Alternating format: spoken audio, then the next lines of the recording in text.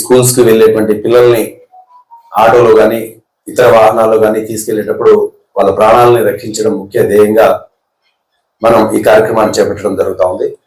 దీంట్లో ముఖ్యంగా పిల్లల తల్లిదండ్రులు, స్కూల్ యాజమాన్యం, అలాగే వీళ్ళందరినీ తీసుకెళ్లేటువంటి ఆటో డ్రైవర్లు కావచ్చు, యాజమాన్యం కావచ్చు, ఒకసారి ఆలోచించాలి. ఎందుకు అని అంటే ప్రాణం పోయిన తర్వాత మనం తీసుకురాలేం.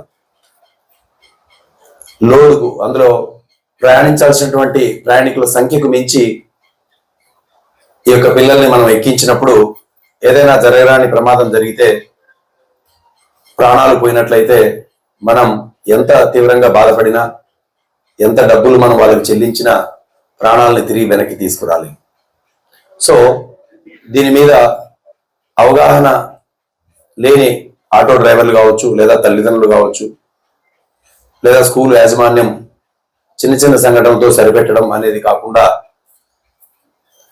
మనం వాళ్ళ యొక్క ప్రాణాలు ముఖ్యంగా దృష్టిలో ఉంచుకొని ఎటువంటి కార్యక్రమాలు చేపట్టాలి, ఆటో డ్రైవర్లకు ఎటువంటి సూచనలు ఇవ్వాలి, తల్లిదండ్రులు తెలుసుకునేటువంటి విషయాలు ఏంటి, స్కూల్ యాజమాన్యం ఏ విధంగా వీళ్ళపైన కఠినంగా ఉండాలి అనేటువంటి విషయాల్ని మనం ఒకసారి అవగాహన చేసుకుంటే, ముఖ్యంగా మన సార్ ఇందాకే ఎంఏ గారు చెప్పినట్టు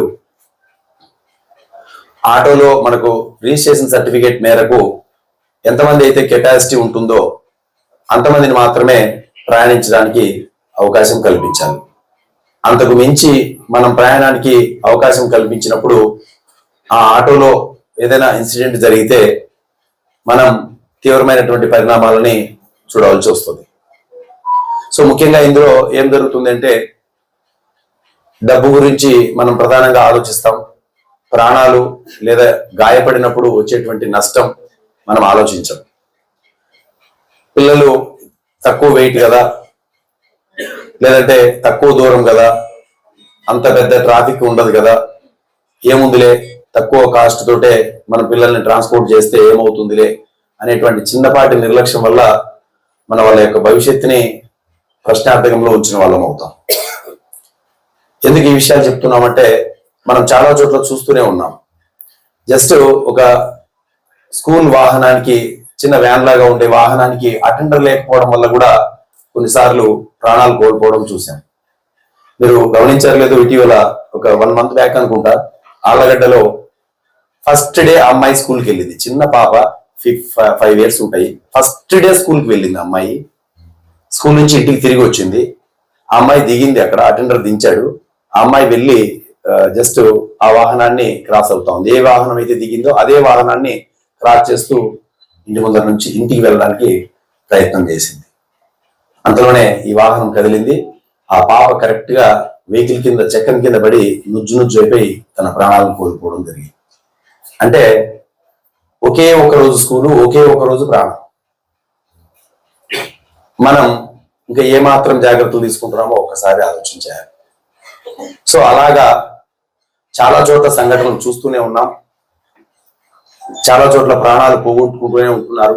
అయినా కానీ మనం మనసు మార్చుకొని ఆదాయం ఒకటే పరమావధిగా లేకుండా మనం కొన్ని నిబంధనలు, నియమాలు పాటించడం వల్ల పిల్లల ప్రాణాలని కాపాడి వాళ్ళ యొక్క మంచి భవిష్యత్తుకి బాటలు వేసిన వాళ్ళనిగా తీర్చిదిద్దాలని చెప్పేసి ఇక్కడికి వచ్చినటువంటి ఆటో సోదరులు, అలాగే గ్రామ పెద్దలు, అలాగే ఇక్కడికి వచ్చినటువంటి స్కూల్ యాజమాన్యం వాళ్ళు కావచ్చు, ప్రిన్సిపల్స్ కావచ్చు, హెడ్ మాస్టర్స్ కావచ్చు, అందరూ కూడా తలా చేయి వేసి ఎక్కడికక్కడ మనం కట్టడి చేసినట్లయితే ఈ యొక్క పిల్లలని మనం కాపాడిన వాళ్ళం అవుతాం. అదేవిధంగా మనం ఈ సీజనల్ వర్క్స్, లేబర్స్ జరిగేటప్పుడు ముఖ్యంగా ఆటోలో 20 మందిని, 25 మందిని, 15 మందిని ఎక్కించుకొని లేబర్స్ ని పొలాలకి తీసుకెళ్తూ ఉంటాం. ఇందులో పైలట్ డ్రైవింగ్, పైన టాప్ పైన కూర్చోబెట్టేసి, వెనకాల కూర్చోబెట్టేసి, సైడ్కి ఎలబడే విధంగా పెట్టేసి ఎన్నెన్నో ప్రయత్నాలు చేస్తుంటాం. దాని యొక్క కెపాసిటీ ఎంత, అది ఎంతవరకు మోయగలుగుతుంది, దాని బ్రేక్ కెపాసిటీ ఎంత, ఆ వెహికల్ ఎంతవరకు మోయగలుగుతుంది అనేటువంటి ఏమీ ఆలోచన చేయం. ఇన్ కేస్ అక్కడ ఏదైనా కానీ ఆటో జస్ట్ తుల్లిపోతే, అట్లా సైడ్కి వాలిపోయినా కానీ గాలి ఆడకుండా ప్రాణాలు పోయేటువంటి ప్రమాదాలు చాలా ఉన్నాయి.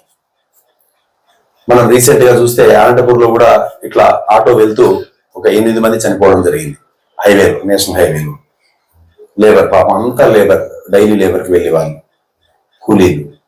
సో వీళ్ళ ప్రాణాలని మనం తృణప్రాయంగా తీసేస్తూ ఉన్నామని చెప్పొచ్చు ఇండైరెక్ట్ గా. అక్కడ మనకు వచ్చేది ఏంటంటే వాళ్ళు ఇచ్చేటువంటి 20 రూపాయల 30 రూపాయల ఈ యొక్క ఆదాయం గురించి వీళ్ళ ప్రాణాలనే తీసేసి పడేస్తున్నాం. సో దయచేసి గుర్తెరగండి, డబ్బు అనేది ప్రధానం కాదు, డబ్బుతో పాటు ప్రాణం చాలా విలువైంది అని చెప్పేసి మనం ఆలోచించాలి. మనం అనుకోవచ్చు డబ్బు నేను సంపాదిస్తున్నాను అని చెప్పేసి, డబ్బు ఒకటే పరమావధి కాదు. వాళ్ళ ప్రాణాలని మనం సేఫ్గా ఇంటికి చేర్చడం అనేది పరమావధిగా పెట్టుకోవాలి. అంతే తప్ప మనం ఇన్సిడెంట్ ఏమీ నాకు కాలేదు, ఈ రోజు వరకు నేను ఇంతమందిని తీసుకెళ్తున్నా, 30 మందిని తీసుకెళ్తున్నా, 20 మందిని తీసుకెళ్తున్నా, కాబట్టి రేపు కూడా నాకేం కాదు అనేటువంటి అవగాహన మనం రాహిత్యంతో ఎటువంటి పరిస్థితిలో అలాంటి పనులు దయచేసి చేయొద్దు. ఎందుకంటే ఇంట్లో మనకు బహుశా అంటే 2 పిల్లలు ఉంటారు. ఆ 2 పిల్లల్ని స్కూల్కి పంపిస్తే ఈ ఆటో ఒకవేళ ఎక్కడైనా బోల్తా పడో లేదంటే ఎదురు ఏదైనా వచ్చి తగిలో ఎక్కువ మంది పిల్లలు ఉండడం వల్ల ప్రాణాపాయ స్థితికి వెళ్తే ఆ తల్లిదండ్రుల ఘోష మనం వర్ణాతీతం, చెప్పలేదు. మనం ఎంత ఏడ్చినా ఎంత కన్నీళ్లు గార్చినా మనకు తిరిగి రాదు. సో కాబట్టి దయచేసి ఈ యొక్క పరిస్థితిని మనం అధిగమించేందుకు ఇక్కడ ఉన్నటువంటి ఆదోనిలో ఇక్కడికి ఇంకా కొంతమంది రాకుండా ఉండొచ్చు, తల్లిదండ్రులు కావచ్చు, ఆటో డ్రైవర్లు కావచ్చు, యాజమాన్యం కావచ్చు, స్కూల్ ప్రిన్సిపల్స్, హెడ్ మాస్టర్స్ అందరూ కూడా తలా ఒక చేయి వేసి ఎక్కడికక్కడ దీన్ని కట్టడి చేస్తే మనం పిల్లల ప్రాణాలని కాపాడిన వాళ్ళం అవుతాం, ఇన్సిడెంట్స్ జరగకుండా మనం చూసుకున్న వాళ్ళం అవుతాం. సో కాబట్టి ఈ యొక్క అవకాశాన్ని సద్వినియోగం చేసుకొని వాళ్ళందరినీ కూడా కాపాడదామని చెప్పేసి ఈ సందర్భంగా ప్రమాణం చేద్దామని చెప్పేసి కోరుకుంటూ ఈ అవకాశం ఇచ్చిన పెద్దలందరికీ నమస్కారాలు తెలియజేస్తూ విరమించుకుంటాం. Thank you. యాక్సిడెంట్స్ ప్రివెన్షన్ కోసం ఈరోజు గ్యాదర్ కావడం జరిగింది. నేను జనరల్ టాపిక్స్ మేము చూస్తున్న ప్రాక్టికల్ గా పోలీస్ మేము చూస్తున్నటువంటి దాన్ని బట్టి నేను 2 మాటలు షేర్ చేసుకుంటాను మీతో. డ్రైవర్ అనేవాడు మెయిన్ ఓపిక ఉండాలండి, అంటే పేషెన్స్ తో డ్రైవ్ చేయాలి. డ్రైవర్ అనేవాడికి ఎట్టి పరిస్థితుల్లో కోపం రావాలి. ఓవర్టేకింగ్ లో కానీ డ్రైవింగ్ పోస్ట్ లో కూర్చుంటే చాలా పేషెన్స్ తో ఉండి కోపం లేకుండా ఉండేవాడైతేనే కరెక్ట్. రకరకాల వాళ్ళు వస్తూ ఉంటారు, ఓవర్ కాన్ఫిడెంట్ తో కూడా ఒక్కోసారి ఓవర్టేకింగ్స్ ఇస్తూ ఉంటారు. అదొకటి. ఇంకొకటి మెయిన్ కారణం వచ్చేసి యాక్సిడెంట్స్ ఎక్కువ జరగడానికి కారణం మేము గమనించింది ఏంటంటే డ్రింక్ చేయడం ద్వారా మాక్సిమం యాక్సిడెంట్స్ అవి. లేదంటే అర్లీ మార్నింగ్ హార్డ్ అవర్స్ లో ఎవరైతే డ్రైవింగ్ చేస్తుంటారో అది మోస్ట్ డేంజర్. వాడు డైలీ డే అంతా రెస్ట్ తీసుకొని నైట్ అంతా డ్రైవ్ చేసే వాళ్ళైనా కూడా మోస్ట్ డేంజర్. అది ప్రాణాల చేతిలో పెట్టుకొని జర్నీ చేయడం అంటే అది కూడా కాస్త అటువంటి జర్నీస్ చేయకుండా ఉండడం best. Main drunk and drive మొన్న చూసాం బస్ యాక్సిడెంట్. నా శవాల ముందర చూస్తే మాకు అసలు కన్నీళ్ళు ఆగలేదు. ఎందుకంటే వాళ్ళు చనిపోయిన తీరు కూడా చాలా దారుణం అండి. ఒక ఫ్లైట్ లో పోతూ చనిపోతే అది మరణం ఏంటో తెలియకుండా, చావు ఏంటో తెలియకుండా, నొప్పి ఏంటో తెలియకుండా చేస్తారు విత్ ఇన్ సెకండ్స్ లో.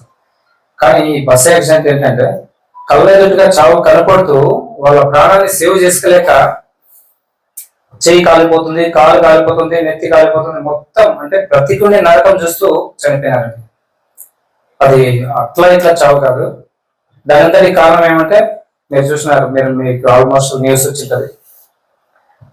ఒక 2 డ్రంక్ అండ్ డ్రైవ్ చేసి రోడ్డు మీద చావడంతో ఏమంటారు బైక్ బ్లాస్ట్ కావడము, బస్సు ఫైర్ కావడము, దానికి తోడు అందరూ నిద్రావస్థలు ఉన్నారు అర్లీ మార్నింగ్. కనుక మెయిన్ ఏమంటే యాక్సిడెంట్ లో మెయిన్ ముఖ్య కారణం ఏమంటే డ్రంక్ అండ్ డ్రైవ్ ద్వారా కూడా మేజర్ ప్రమాదాలు జరుగుతూ ఉంటాయి. దయచేసి డ్రైవర్ పోస్ట్ లో కూర్చునే వాళ్ళు నేను కొంచెమే తీసుకున్నాను, నేను క్యాపబుల్ ఉన్నాను, నేను బాగున్నాను, ఇవన్నీ వద్దండి. డ్రైవింగ్ పోస్ట్ లో ఉన్న వాళ్ళు ఎట్టి పరిస్థితిలో తాగకూడదు. అట్లా ఎవరైనా ఉన్నా కూడా మేము పోలీస్ పరంగా కఠిన చర్యలు తీసుకున్నాం. Thank you. చాలా అతి ఈజీగా చనిపోతున్నారు దేనిలోనన్నా అంటే యాక్సిడెంట్లోనే అండి. ఇది గుర్తుపెట్టుకుని డ్రైవర్లు ఎవరైతే ఉన్నారో మనల్ని నమ్ముకొని ఎన్నో ప్రాణాలు మన ఇంట్లో జర్నీ చేస్తుంటే కనుక చాలా జాగ్రత్తతో మిమ్మల్ని నమ్ముకొని మన వెనుకలు ఉన్న పిల్లలే కాకుండా మనల్ని నమ్ముకొని మన పిల్లలు మన ఫ్యామిలీ మెంబర్లను గుర్తించుకొని చాలా జాగ్రత్తగా డ్రైవ్ చేస్తామని ఆశిస్తూ అందరికీ నమస్కారం. జై హింద్.